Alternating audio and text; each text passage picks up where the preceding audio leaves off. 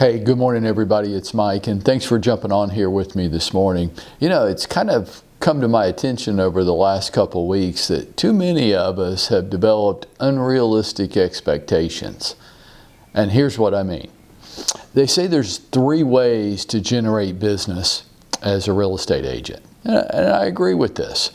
One way, you can wait for it to come to you.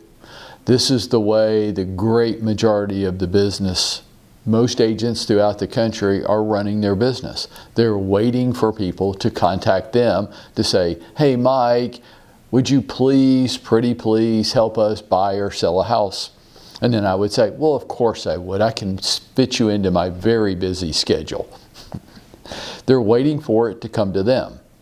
Not a great strategy. It only leads to just 2 to 4 deals a year. Right? And I don't care who you are and how many people you think you know. The second way is, the way I pretty much preach, advocate, is you earn it. You conduct a series of activities each and every day, 5 days a week, that makes you the credible expert with a targeted group of people. Now, not very many people like this idea because it requires getting up, getting dressed, and getting to work, because you ain't doing that from home. And it requires effort, and many of the activities that we're going to talk about are going to make you feel really uncomfortable, and that's just life in the big city. So when I spend most of my time talking about earning it, people go, yeah, I don't, that's not what I got into this business to do. I just want to show homes and go on listing appointments and attend closings. And I go, that's great, but if you don't have any customers, you're not going to be doing any of those things. The first part of our job is we have to generate customers, and that's really what separates agents. Their ability to bring business in. Not how fast they can unlock a door, but who has the customers. You could be the best real estate agent that nobody knows about. The third way of generating business is to buy it. Now, not my favorite, but it beats number 1. I guarantee you it beats number 1. And some people just don't want to earn it. They just don't want to do the activities every day. They just don't want to work that hard, and they don't like being made to feel uncomfortable. So I say, well, rather than go broke, you can buy your business. And these are mostly lead generation strategies. And it's what I want to talk to you about this morning, buying the business. I'll go along with it. I just want you to do it in the most clever way possible. There are 2 ways, 2 types of buying your business. There's back-end fees. These are the most expensive. These typically come with pay for success. So granted, you don't have a monthly invoice to pay. You don't have to give them your credit card number. You're just paying at the time of closing. And many agents love this. And they go, yeah, but I only pay for success. So I only pay when I get paid. I go, yeah, no doubt. But the cost for these range anywhere from 30 to 50%. If you look at something like Zillow, I think they're up to 40% now. If you look at relocation, that can run anywhere from 42 to 45%. So this is just really expensive. I mean, you're giving away more than 1/3 of your income to generate the business. And let's don't act like every dollar we make is profit, right? It's not. Like, you got to pay me, sorry, but there you go. The IRS wants their piece. You have usual and customary day-to-day business expenses. Every dollar you make isn't profit. So if you spend 40% of your income on expenses, which would be normal for a real estate agent, and you're spending 30 to 40% on referral fees, what's left for you? Not much. But it does beat the hell out of number 1, which is waiting for it to come to you. So back-end fees are one type. Front-end fees are the other type. These don't have any referral fee with them. They do come with a monthly invoice. You pay whether you got any business out of that or not.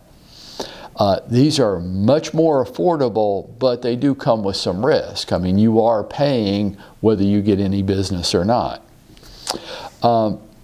Something you have to know if you want to be in the buying your business part, or you want that to be a part of your business, which I don't have a problem with as long as you know this. Nationally, I don't care what people say. Most people are just lying to you. The national capture and conversion rates, which is basically taking a lead and turning it into a closing, it hovers around 1%. So yes, one closing for every 100 leads. Now, agents, me included, we get really whacked out about this. We think that every lead that comes in should be a legitimate opportunity.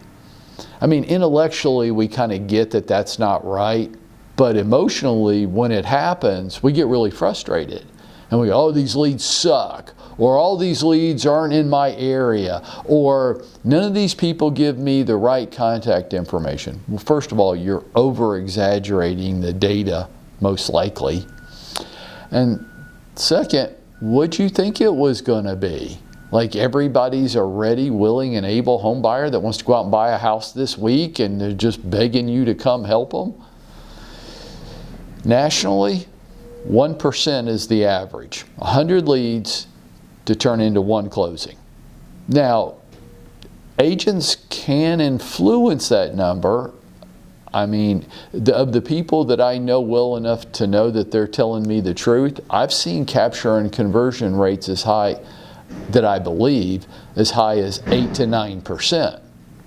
So for the same 100 leads, some agents are selling 8 to 9 times more properties for the same lead count. Why? Because they figured out the source that has really high quality leads. No, they have not figured that out. Excuse me, there's a lot of banging. I think we've got a garbage collection truck in the background. Okay, here you go, live call, right? There aren't superior lead generation sources, despite what they want you to believe, because I guess if I was Zillow, I would be trying to convince you that our leads were superior to everybody else's too. They're pretty much all the same. That's been my experience with it. If there was one source that was so much better than all the others, everybody would be trying to go there, right?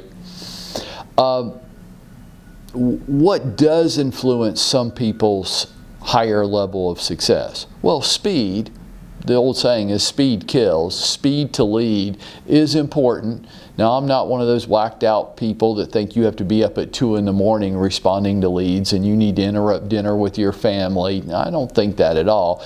But I think that if we're going to be in the lead generation business, we want to try to be as responsive as is reasonable.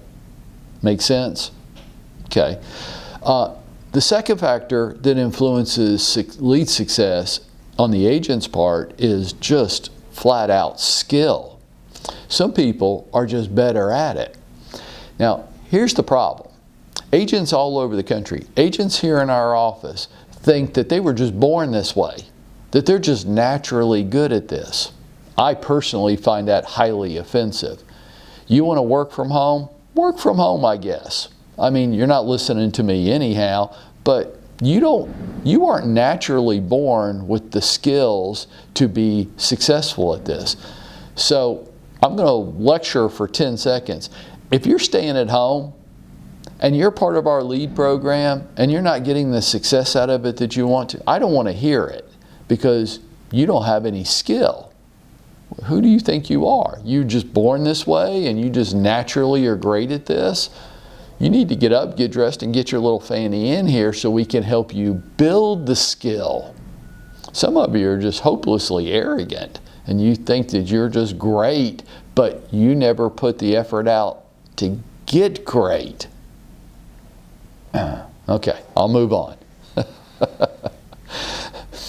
There really aren't superior lead sources, folks. There are superior skilled agents, but there's not superior skilled lead sources. Most leads are not highly motivated and qualified. They're not. You shouldn't expect them to be. They're just browsing on the internet and they clicked a button and then they got to you. And maybe they're not even looking in the area that you service. But they went down some deep, dark dive on the internet and they ended up who knows where. They're just browsing. They're not looking for a real estate agent. You got to understand this. They're not looking for a real estate agent. You might be looking for a customer, but they're not looking for a real estate agent. So we need to understand that we're like panning for gold, right? And most of what comes into our little tray when we're sitting out in the river trying to find gold nuggets is not gold. Mostly it's just crap. And we have to sift it out to find the gold nuggets. But if I expect everything that comes into my pan to be gold, I'm crazy, right? I need to adjust my expectations. Wouldn't you say? Okay. Key part to all this. If you're going to get into lead generation strategies, follow-up is everything. I know we want to come in contact with leads that are qualified and highly motivated and maybe want to buy a house in the next 2 to 4 weeks. That would be great. And if you speak to enough people, you will find people that are like that. But most people are just browsing and they're probably going to do something. I mean, everybody needs a place to live, right? And most people, if they can, would prefer to own their own place. They just might not do it anytime soon. So our ability to take them in, get them into our CRM, and establish a long-term contact campaign where we establish ourselves over a very long period of time as the top-of-mind credible agent is key to this, because I think you're going to want to sell houses next year too, right? Okay. All right. Well, for all of this, this is why I decided for us to partner with somebody like BoomTown for our ad campaign, lead generation, and it's why we drove the costs so far down. Why? Because I'm just like you. But I've already been there. I understand all these things, and I don't want you paying thousands of dollars a month for lead generation because you're going to get frustrated way too quickly. So we drove the cost down through the cooperation of our business partners. So you're paying $300 a month. The fact is, one sale this year will cover 2 years of your ad campaign. So, chill out a little bit, adjust your expectations, stop expecting that you're in a gold mine with this, and just realize that you only really need to sell one house this year to pay for 2 years of the ad campaign because we've driven the cost down so much, and realize that your capture rate is going to be somewhere around 1% unless you get more skilled. So let's don't get crazy, but let's go out and get skilled. And folks, this is how we're going to make it happen for ourselves today.